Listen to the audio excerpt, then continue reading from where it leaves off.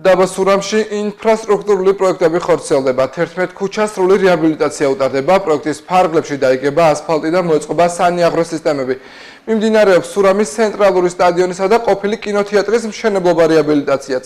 სურამის ცენტრალურ სკვერში კი ყოფილი კინოთეატრის შენობაში მულტიფუნქციური ცენტრის განთავსება იგეგმება.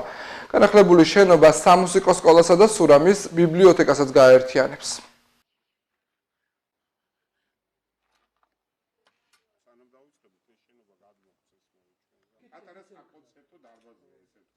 აქტიურად მიმდინარეობს ხაშურის მუნიციპალიტეტის საგზავნო ინფრასტრუქტურის მოწყობითი სამუშაოები. დღეს დავათვალიერეთ დაბასურამში შიდა გზების მოასფალტებისა და მობეტონების სამუშაოები.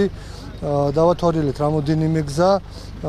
პროექტი ფინანსდება როგორც რეგიონალური განვითარების პროექტის დაფინანსებით, ასევე ადგილობრივი ბიუჯეტის თანადაფინანსებით. დაახლოებით სექტემბრის თვეში დასრულდება აღნიშნული სამუშაოები და ჩვენ მოქალაქეებს შესაძლებლობა ექნებათ უკვე გამართული საგზავნო ინფრასტრუქტურით გადაადგილდნენ და დაუკავშირდნენ რაიონულ ცენტრს. სურამი არის საკურორტო ზონა, ერთ-ერთი მნიშვნელოვანი კურორტია საქართველოში. ყოველწლიურად ხორციელდება ინფრასტრუქტურული პროექტები, ვინაიდან ბევრი დამსვენებელი ჩამოდის და მათ უნდა იგრძნონ თავი კომფორტულად.